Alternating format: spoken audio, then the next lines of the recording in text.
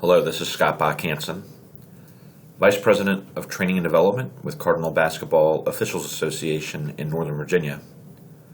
As part of our program to get ready for the season, we have put together a number of different training presentations. Today's training is on pregame, on the court pregame, not necessarily in the locker room. So let's get right to it. So what does pregame mean to you? Well, usually when we hear pregame, we ask somebody to share their pregame, or we go into a locker room before the game and we get prepared for the game. The crew chief is usually the one that delivers the pregame or designates somebody for it, and it helps get the crew mentally focused. Usually we review rule changes, we share information maybe on the history of the schools, the players, the coaches. We stretch and get physically ready. We get our appearance ready. That way when we leave the locker room, we're ready to get on the court and officiate. So what happens when we leave the locker room? Well, I can't tell you how many times I've been on the court and one of my partners has said, I forgot my whistle and had to go back. So first thing is always remember your whistle. Getting last minute stretches, as you see in the picture in the upper right here, is really important because sometimes the game before you has not ended, and while you're waiting, you could get cold, and while you're standing on the court, you could get cold. So we want to make sure that we are on time when we enter the court. We also want to be on the court together. We want to enter the court together. We don't want to come staggered and have somebody not be with the rest of the crew. So the whole crew wants to come out together. I know a lot of associations are looking at whether or not to provide a warning whistle when we walk out on the court. And our association is no different. We've had a mixed bag. However, the key thing is I would suggest that you be uniform in your association.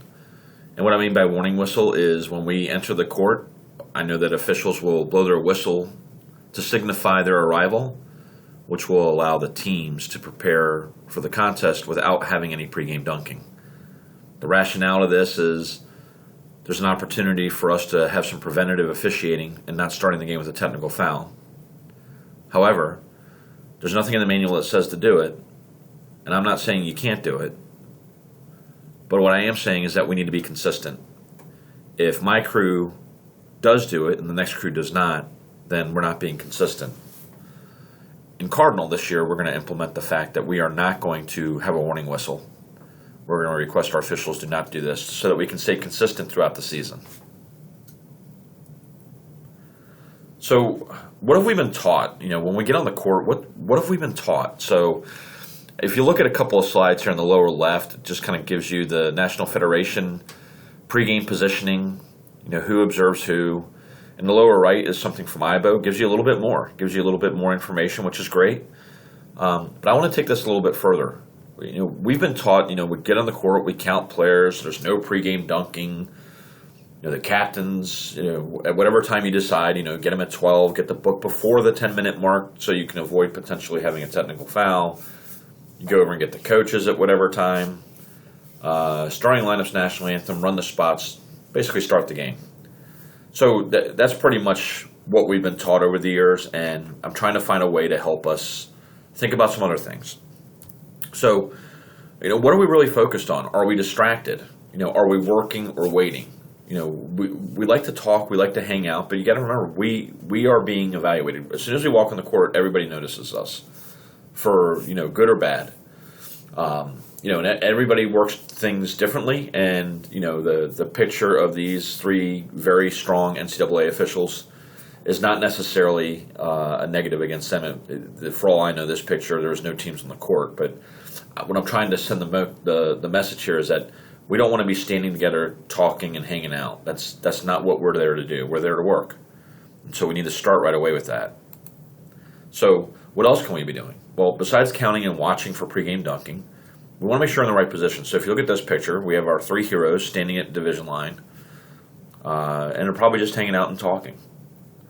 And, there's 5 minutes left on the warm-up in this picture, so it's not like they're going across the way to shake hands.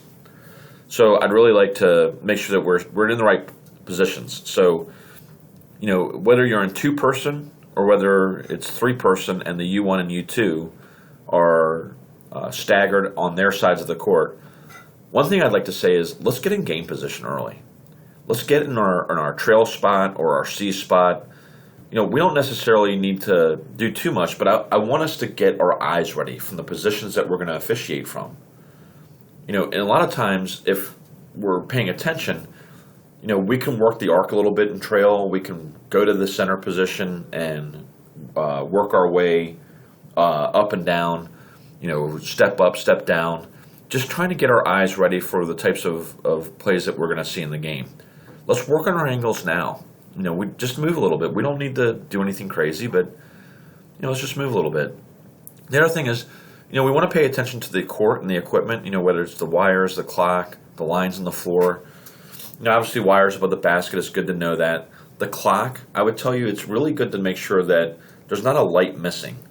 I'd recommend also if you have a shot clock in your game that you consider running the shot clock down and making sure that there's no bulbs missing because that 9 could look like a 5, and that could be a big difference in the way that we officiate. We look up, we see 9, and then the horn goes off, and we're caught by surprise.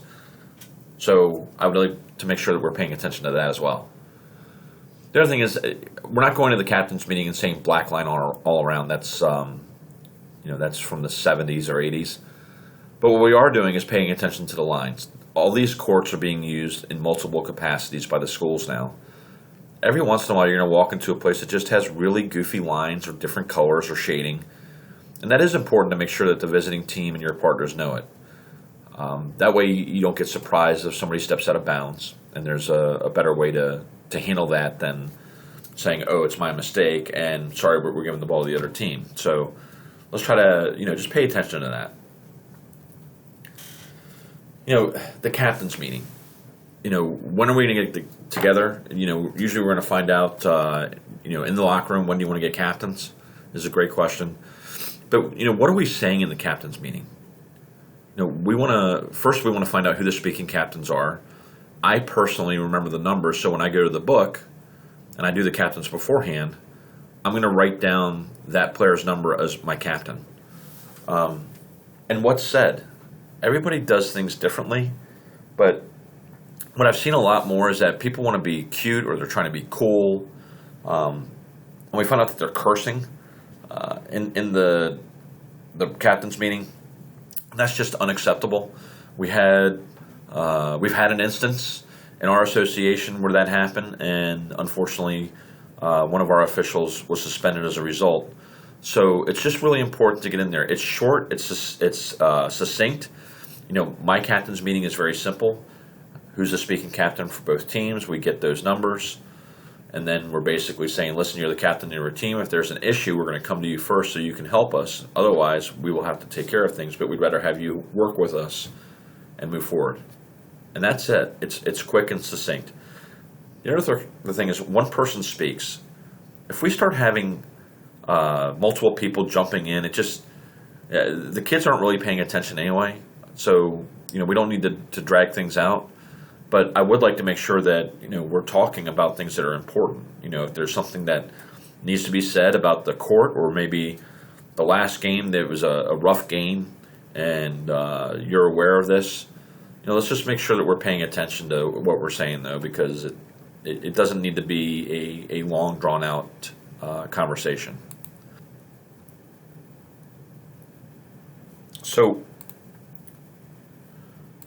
what happens in team warm-ups? Well, I think we can learn a lot. If we're paying attention, and you can kind of see here in this picture here, this officials over here, C is free throw line extended. Are they running their offense? A lot of teams will run their offense as a way to get warmed up. And they may not do heavy defense, but they may be paying attention to, just the way they're cutting and things. This is a great way for us to be able to get our eyes ready. So we'll know, where the screens are coming from. Do they have a high post, low post? Is there a double screen somewhere? Who are the shooters? Do they split into groups? Sometimes they like to do the big men on one, come in, and then the guards are on the other side. And I would say that's really important because you want to pay attention to the big men's feet. You want to pay attention to, can they use their left hand or their off hand? How do the guards handle the ball? Is anybody turning it over? Is there somebody that we just need to pay attention to? that's turning it over to get an advantage. And I put stretchers in here. The guys that stretch out by the division line. Important for a couple reasons. One is I don't know what it is about the center circle, but it seems to be a magnet for players that can't be in the center circle. So we as officials have to do a better job of paying attention to that. We also want to make sure there's no trash talking, especially in a rivalry game. If you're in a 3-person crew, hopefully our crew chief is paying attention to make sure that that's taken care of. We're not stretching so close to the end of the division line that we could potentially have a physical contact. The end of the layup lines as an example. We want to make sure we're paying attention to the kids. No trash talking, no bumping. A lot of the kids are good kids. They're just they smack high fives. They know each other, but we just need to be ready for this. The other thing is you might be able to tell if a team is fundamentally sound or not, which could be really important for you to kind of get an idea of what the style of play is going to be like. That's the style of play is one of the things from the Tower philosophy that we learned many years ago that it's really a focus for us to pay attention to. So, to take a peek at that. And I always like to see how does this team interact with each other. They may have elected a speaking captain, but there may be somebody else that I can identify as maybe the team leader, or maybe the team, the player that's maybe a challenge. And we'll talk about that in a second. So, but those are some of the things I like to pay attention to during team warm-ups. The player tendencies. This is probably the most important slide of why we do things the way we do them. So, player tendencies. I like to know who the left-handed players are versus the right-handed players. And the reason why that is, especially if it's on the wing, if I'm a center, it may decide whether I step up or step down. Because I want to get the angle where I can see, what's the strike zone?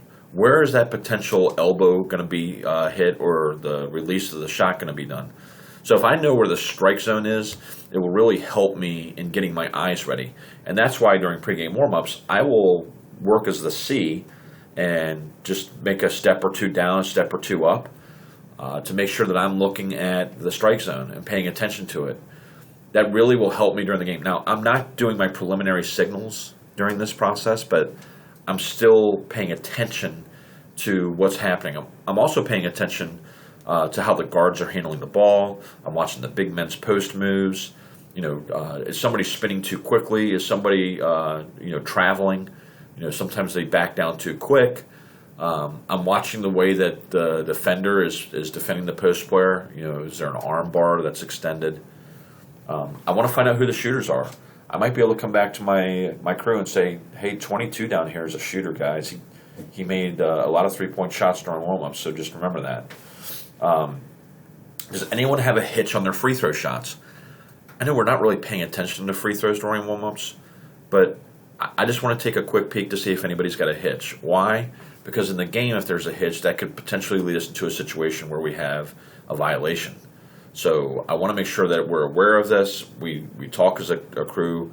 So before we go over and meet with the coaches or after we meet with the coaches, I might share with my team, hey, 44 has got a hitch in his free throw, so let's be careful on that and make sure that we're paying attention to the release on that. And, again, the player tendencies, who are the problem children?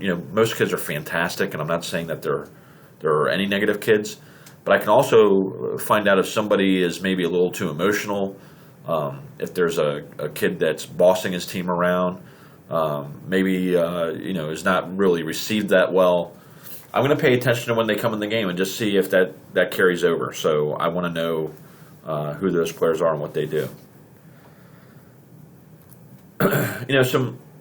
Some other areas to consider here is we really want to pay attention to when the teams enter the court. They should go from the locker room directly straight in one line to their side of the court for their warm-ups. For some reason, they like to circle the wagons or run around the outside. That is not allowed, and some teams like to go to the center circle. I will tell you that if we're not taking care of business on this, if we're not, and that may include giving the technical foul. If you don't like to start the game with a technical foul, I understand, but sometimes that's the only way these teams will learn. So we got to make sure we pay attention to that, whether it's at the beginning of their warm-ups or at the end. The teams crossing. This is really important, especially before the game starts. This is why I like to go over and greet the coaches at about 2 minutes, sometimes even a little bit beforehand. And the reason why is because I want to be able to pay attention to when these teams cross. While I'm shaking hands, I'm also listening to see if any of the assistant coaches or any of the other team is calling their team in.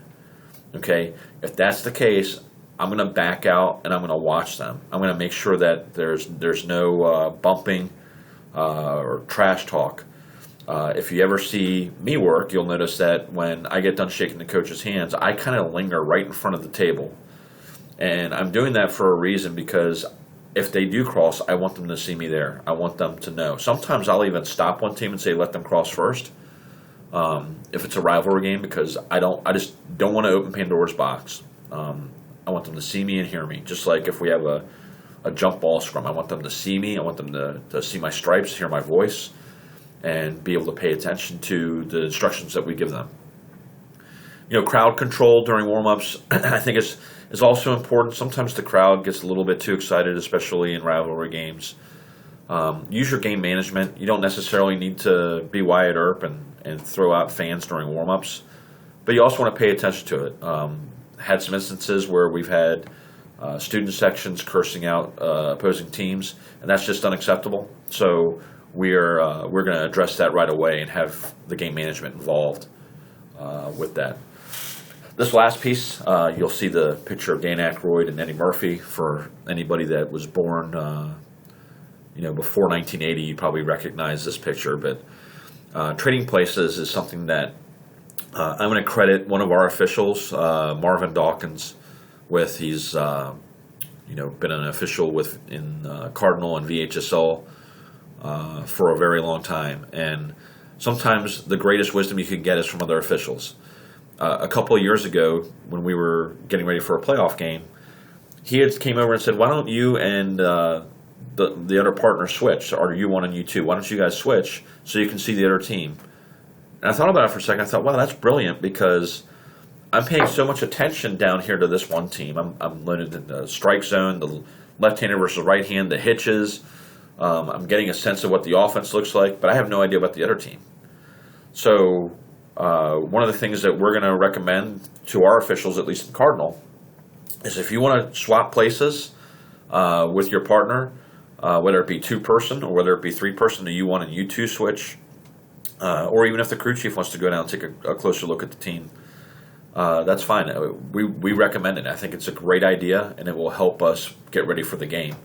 If for some reason that you think that you can do that by looking diagonally across, that's fine too. But again, if I'm going to try and put myself in refereeing position and getting angles, getting a closer look, I'd probably just switch. So anyway, I think that this is just a short presentation on ways that we can get ready for our games, ways that we can pay attention when we walk on the court. It's not just out there staying stretched. Some guys will like to run up and down the court. Some guys will like to stretch on the court. Whatever it's going to take to help you, but just make sure that we're always keeping eyes on players and pay attention to what we have going on. So I hope that you found this useful, and I hope that you will have a great year this year, and that you'll pay attention to some of the things that we've taught. Maybe you'll put them into your pregame. It's just one thing that if you learned one thing out of this, then we've had success. So thank you. Have a great year. Look forward to seeing you down the road.